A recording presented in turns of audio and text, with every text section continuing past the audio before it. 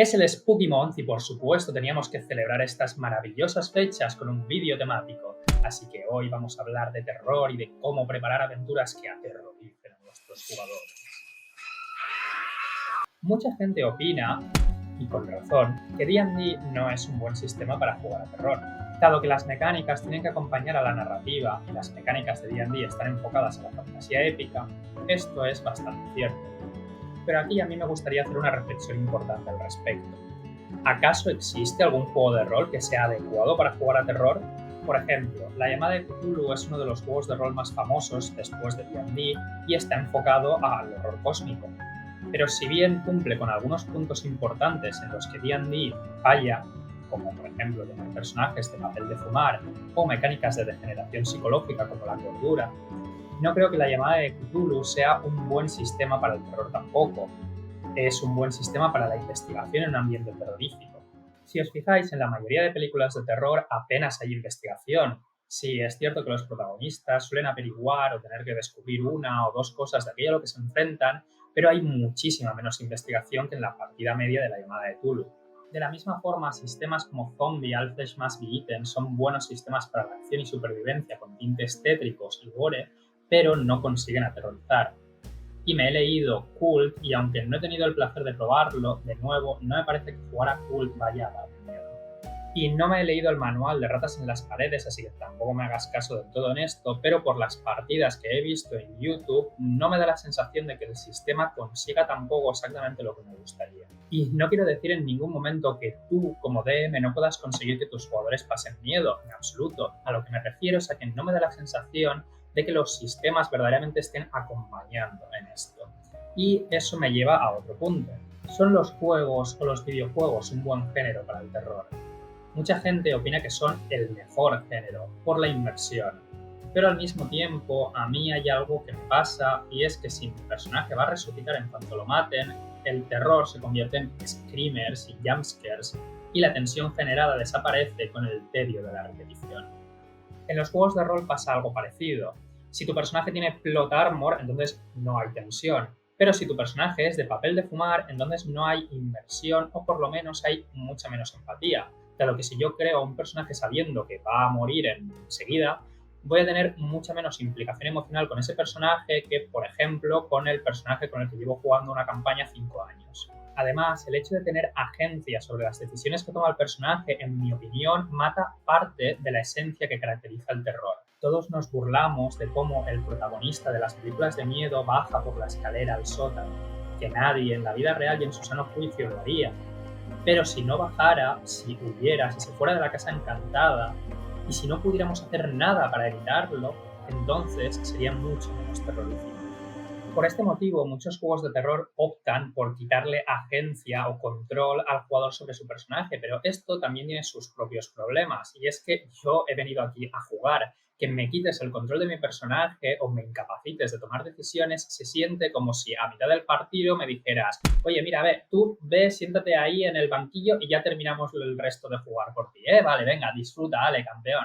Lo que quiero decir con todo esto es que aterrorizar es difícil. Y sí, es cierto, D&D no es un buen juego para ello, pero yo no conozco ningún juego que sea el ideal para jugar a terror. Así que si a ti te apetece coger tu partida de Barovia y darle un par de capas de pintura, adelante. Creo que el consejo de cambio de sistema, aunque imprescindible, deberías probar otros sistemas, es poco útil si lo que quieres es jugar a D&D. Así que después de esta extremadamente larga introducción, vamos al lío. En este vídeo voy a intentar desgranar los mecanismos del terror para que puedas preparar y dirigir aventuras en cualquier sistema de rol, incluyendo D&D. El primer paso para dirigir terror es hablarlo con el resto de jugadores de la mesa. Va a ser muy difícil y desagradable intentar dirigir terror si no estáis todas de acuerdo con lo que queréis jugar. Juega con grupos pequeños de 3 o 4 personas y dejad claras cuáles son vuestras líneas rojas y no las sobrepases. Tú, como DM, sobre todo tienes que tener cuidado y respetar los límites de tus compañeros de mesa. Nunca utilices una fobia real de un jugador para intentar aterrorizarlo. Decidid también cuál es el tipo de partida que os apetece jugar. Las partidas de investigación suelen funcionar mejor que las de acción. Una aventura donde tus jugadores pasen el tiempo matando monstruos tenderá a ser menos terrorífica que una en la que dosifiques la violencia. La investigación en este caso sirve para rellenar los huecos entre los episodios de terror. Pero en realidad el terror es mucho más emocional, así que si en vez de con investigación consigues llenar estos huecos con drama emocional o personal, mucho mejor. Pero sobre todo ten en cuenta que el tono lo es todo. Y para crear el tono, lo importante son los detalles. Las descripciones son clave para generar tensión, repulsión y anticipación. Los sonidos, tanto de los monstruos como del entorno, las formas antinaturales con las que avanzan y se mueven, el olor, sea metálico y dulzón como la sangre o agrio como la carne podrida. En general, evita las abstracciones y céntrate en el detallismo macabro y perturbador. Combina la sutileza con golpes brutalmente explícitos. Evita hacer descripciones típicas de la alta fantasía o del anime. El Balrog es épico, no aterrador. Por ejemplo, si en la partida vas a meter un portal de teletransporte, no lo describas con runas brillantes, sino quizás como un pozo de sangre. Si te pasas con las lucecitas, el terror perderá fuerza. Acuérdate de mostrar las consecuencias de aquello a lo que se van a enfrentar antes de que lo encuentren, sea a través del mundo o de los NPCs. De esta forma maximizas la tensión creando anticipación. La anticipación es un elemento fundamental del terror, sobre todo en un medio en el que te va a resultar muy difícil hacer jumpscares. Un elemento que en general va como anillo al dedo son las alteraciones en la fauna y la flora local, los símbolos antiguos y los cantos, y en general retorcer y malformar cosas cotidianas y conocidas. En el terror corporal se juega mucho con las cosas viscosas, los sonidos húmedos, los miembros hinchados y putrefactos. En el terror psicológico se juega con la paranoia y las alucinaciones. Para hacer esto, desestabiliza la percepción y la confianza del personaje en la realidad, en los demás y en sí mismo. Por tanto, tienes que jugar con las descripciones para sembrar una duda constante. Repetir lugares que ya han visitado, pero añadiendo pequeños cambios que hagan dudar a los personajes de sus recuerdos y de las decisiones que han tomado. Cosas que antes no estaban ahí, o quizás simplemente las habían pasado por alto. Una percepción subjetiva de cosas que solo ve un personaje. Por ejemplo, si un personaje se mira en el espejo, puede que tenga durante un instante la sensación de que su reflejo ha parpadeado antes que él. O puedes pedirle que haga una tirada de percepción y describirle cómo tiene la sensación de que hay algo observándolo aunque no vea nada a su alrededor. Utiliza también símbolos temáticos asociados con lo que está ocurriendo. Por ejemplo, si tu tema gira alrededor de la putrefacción, introduce descripciones de moscas u otros insectos carroñeros. Si tu tema gira alrededor de la decadencia, describe los efectos del paso del tiempo y mete NPCs que sean ancianos, creepies. Describe los horrores de la vejez. No obstante, el tono no es suficiente. Por muy bien que te curres las descripciones y el entorno, si las mecánicas del sistema de juego no acompañan, todo se irá a la mierda en el momento en el que el mago lance una bola de fuego o los jugadores se recuperen del encuentro yéndose a dormir. Para entender cuáles son las modificaciones que tenemos que hacerle a las mecánicas de nuestro sistema de juego para adaptarlo al terror, vamos a ver 4 tipos de terror en función de sus interacciones narrativo-mecánicas. El terror físico es el miedo a ser herido, perseguido, mutilado o asesinado. Se caracteriza por una interacción directa y visceral. El protagonista lucha o huye. Se trata en géneros como el gore, los slashers o el torture porn. Algunos ejemplos de películas centradas en el terror físico serían Saw, Psicosis, Scream, Viernes 13 o Pesadilla en Elm Street. Este miedo se centra en la violencia extrema para intentar hacer sentir al espectador lo vulnerable y frágil que es. Este tipo de terror casa especialmente mal en juegos muy centrados en la acción y el combate como D&D, así que el primer paso mecánico que tenemos que hacer es darle más peso a la pérdida de puntos de vida. Puedes utilizar la regla opcional que convierte los descansos cortos en descansos de 8 horas y los descansos largos en descansos de 1 semana, y además asociar la pérdida de puntos de vida a penalizadores, como por ejemplo que si el personaje pierde la mitad de sus puntos de vida, pase a tener desventaja a sus acciones. Describe estos penalizadores como pérdida de visión, dificultad para moverse, dolor. Además, también sería conveniente que limitaras el acceso a curaciones o incluso la posibilidad de recibir heridas permanentes. Puedes hacer una tabla aleatoria de lesiones menores cuando los jugadores pierden la mitad de la vida y otra de lesiones mayores si ganan los 0 puntos, desde esguinces hasta amputaciones. Aunque oficialmente este tipo de lesiones se podrían curar con conjuros como Lesser Restoration, yo personalmente te recomiendo banear este tipo de conjuros o por lo menos hacer que requieran un componente material exclusivo y raro de tu ambientación. Por ejemplo, si estás jugando una campaña inspirada en Bloodborne, puede que el Lesser Restoration requiera utilizar unos cristales de sangre para poder castearse, que los jugadores tienen que encontrar y que son escasos. Ten en cuenta que todas estas mecánicas van a desincentivar el hecho de que tus jugadores quieran entrar a pegarse contra cosas, así que si las introduces pero luego diseñas tu aventura enfocada al combate, vas a causar una disonancia ludonarrativa y tus jugadores van a querer matarte. El terror corporal se centra en los miedos universales a la degradación propia, a las enfermedades o a los parásitos, a la deformación, la corrupción o transformación del cuerpo y el rechazo social asociado a esta. Algunos ejemplos de películas centradas en este tipo de terror serían Alien, La Mosca o La Cosa. Si conoces la obra de Junji Ito, entonces estarás familiarizada con el género. Este tipo de terror, al igual que el terror físico, es explícito, mostrando alteraciones grotescas y perturbadoras del cuerpo humano. Estas alteraciones no se producen por heridas externas, como en el terror físico, sino por condiciones internas sobre las que no tenemos control, como enfermedades, maldiciones, mutaciones o similares. Este tipo de terror causa sentimientos intensos de asco y repulsa, además que juega con la ansiedad de la vulnerabilidad física. Es un género que a veces se utiliza para explorar temas como el alma o la naturaleza humana, o también como una metáfora de sociedades cuyos valores morales se han descompuesto.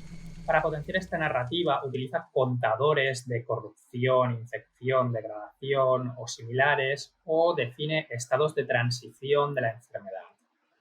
Estos estados causan penalizadores, pero también modifican el aspecto narrativo del personaje. Además, algunos incluso pueden conceder pequeños bonificadores mecánicos. Quizá mientras el personaje está infectado, los monstruos resultantes de la infección sean más reticentes a atacarle porque no quieren dañar a otro de los suyos.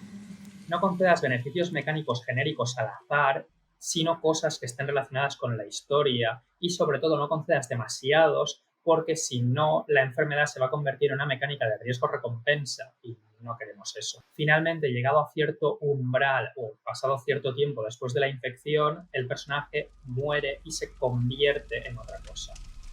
Intenta ligar el progreso de la corrupción a decisiones que tomen los jugadores, pero también al paso del tiempo para aumentar la tensión. Y si quieres desincentivar aún más el combate, entonces haz que los monstruos puedan causar infección también. Puedes introducir también formas de curar la infección, por ejemplo, amputando zonas infectadas o exponiéndote a sustancias purificadoras como el agua bendita, el ácido o el fuego, o tomando ciertos medicamentos. Pero recuerda hacer que estas curas sean escasas, porque si no, la corrupción dejará de ser un motor de trama y pasará a convertirse en un recurso. La repetición y la cotidianidad matan al terror como la sangre ácida de Alien a las plantas. No reguéis las plantas con sangre de xenomorfo. Antes de continuar, si te está gustando el vídeo, no te olvides darle like, suscribirte y dejarme en los comentarios cuál ha sido la película, serie, libro o partido de rol en la que más miedo hayas pasado. Así complaces al dios oscuro al que adoramos. El terror psicológico se centra en los miedos universales a la pérdida de autonomía, control o identidad. El miedo a perder la cordura, ser manipulado o no distinguir realidad e ilusión. Es un miedo mucho más introspectivo y sutil que el miedo físico y sirve para explorar miedos internos, traumas, culpas, creencias y supersticiones, jugando con la paranoia y la inestabilidad mental. Algunas películas que se centran en este género son Midsommar, La Bruja, El proyecto de la bruja de Blair, Smile, Hereditary, La visita o La autopsia de Jane Doe. Mientras que con el terror físico buscamos un efecto directo y visceral, aquí se busca la sugerencia más que el impacto. Donde antes teníamos a un asesino cargando hacia ti con una motosierra, ahora tenemos una esquina de una habitación a oscuras y entre las sombras se intuye un rostro que te sonríe y que desaparece al encender la luz. El miedo se centra en afectar mentalmente a la audiencia más que de las descripciones explícitas de violencia o la agresión física más típicas de géneros como el slasher o el gore. El miedo psicológico juega mucho con la paranoia, con una amenaza constante pero extraña, desconocida, que te hace cuestionar de tu propia cordura. Esta amenaza se esconde bajo la apariencia de normalidad, en un ámbito cotidiano. Por este motivo, aparte de las alucinaciones, uno de los recursos que más pueden explotar para causar este tipo de terror es el efecto valle inquietante. Esta sutileza hace que el terror psicológico case muy bien con los thrillers, las investigaciones o las intrigas. Llegados a este punto y por la importancia que ha tenido en el mundo del rol, tengo que mencionar un subgénero del terror psicológico que es el terror personal, y en concreto Vampiro la Mascarada. Vampiro la Mascarada marcó un antes y un después en la dinámica de los juegos de rol, explorando precisamente este tipo de miedo. El terror personal, a diferencia de otros tipos de terror que exploran temores universales, se enfoca en ansiedades y traumas que son particulares del individuo, explorando sus secretos, debilidades o situaciones dolorosas, volviéndose un tipo de terror intensamente privado. Experiencias traumáticas pasadas como abusos, pérdidas de un ser querido o eventos dolorosos de la infancia que se manifiestan como pesadillas, alucinaciones o flashbacks. También explora los miedos inconfesables o las luchas internas psicológicas, la lucha contra la culpa, la autodestrucción y la fractura emocional. En el caso de Vampiro la Mascarada, todos los personajes comparten el trauma de la transformación en vampiros, aparte de muchos más. No obstante, aunque amo Mundo de Tinieblas y me encanta jugar a Vampiro la Mascarada, nunca he pasado miedo jugándolo. Y en mi experiencia personal, la mayoría de mesas terminan jugando a sexo y sangre más que a terror personal. Sí que creo, no obstante, que es un buen sistema para el drama personal. Mecánicamente, para potenciar el terror psicológico, podemos incorporar un contador de salud mental, cordura, estabilidad, sangre fría o lo que sea que se va perdiendo ante ciertas circunstancias. La pérdida de estos puntos de salud mental acarrea la adquisición de traumas psicológicos, enfermedades mentales, paranoias, compulsiones, obsesiones o alucinaciones que afectan tanto mecánicamente al personaje como en la forma en la que se rolea. Otra mecánica interesante es incluir ciertos detonantes o circunstancias que obliguen a los personajes a superar salvaciones de atributos mentales para impedir que pierdan el control temporalmente sobre las acciones de su personaje, como podría ser el caso de entrar en pánico o atacar a uno de sus compañeros en mitad de un episodio alucinatorio. A mí me gusta combinar esto con el horror sobrenatural y ligar la pérdida de salud mental con la facilidad para que te posean entidades sobrenaturales como fantasmas o demonios. Curar estos puntos de salud mental tiene que ser algo difícil, pero también interesante y divertido. Ir a terapia, por muy útil que sea en la vida real, no es divertido en un juego. Tomarse ciertos medicamentos es una aproximación mejor, pero a mí me gusta, sobre todo, introducir cierto tipo de rituales psicológicos, como puede ser escribir un diario, confesarle algo perturbador a otro personaje, quemar un objeto relacionado con tu trauma o descansar en un lugar seguro de tu infancia. Por último, el horror existencial es el más extraño de todos y el que más me toca a mí a nivel personal. Es el miedo al ser insignificante, a la falta de propósito o a la inevitabilidad de la muerte. Este género enfrenta a los personajes y al espectador con preguntas sobre la naturaleza de la existencia, la futilidad de la vida y la posibilidad de que el universo sea indiferente o incluso hostil a la humanidad. A menudo el horror no proviene de monstruos externos, sino de darnos cuenta de que los valores humanos y la identidad podrían no tener sentido en un cosmos inmenso y ajeno. Se caracteriza por la futilidad y la desesperación y la desintegración del individuo. El miedo existencial nos hace preguntarnos: ¿qué define mi existencia, mi yo? Si pudiéramos de forma sobrenatural separar la mente del cuerpo, ¿cuál me definiría? Si fuéramos sustituyendo las partes de una persona poco a poco por implantes hasta que ya no quede ni una sola parte orgánica, ¿seguiría siendo esa persona? ¿O la habríamos matado en el proceso y lo que tendríamos ahora es un robot que se cree una persona? Solaris es un ejemplo de una historia que trata el terror existencial, pero el videojuego Soma también. Si no lo conocéis, os recomiendo este vídeo de Cinematics que explica bastante bien lo que es el terror existencial de Soma. Aunque el terror existencial y el horror cósmico tienen muchas cosas en común, lo cierto es que, en mi opinión, muchos de los mitos modernos basados en la mitología Lovecraftiana han pervertido y simplificado el terror existencial ligándolo a entidades cósmicas. Y lo cierto es que la locura o desesperación que se supone que causaban estas entidades estaba ligada originalmente a la comprensión de verdades metafísicas y no simplemente el hecho de entrar en contacto con dichas entidades. Además, el juego de rol de la llamada de Cthulhu no transmite en absoluto este sentimiento a través de su mecánica de la película. Este género de terror explora temas alrededor de cómo enfrentamos lo incognoscible. ¿Es la consciencia una maldición o qué sentido tiene la vida frente al infinito? Y sinceramente no creo que exista ninguna forma mecánica adecuada de trasladar este tipo de sentimientos.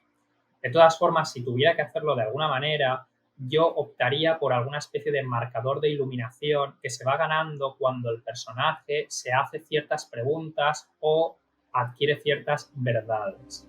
Ganar iluminación además podría funcionar como en Bloodborne, donde hay ciertos elementos que solo se pueden ver o con los que solo puedes interactuar en función de la iluminación que tengas.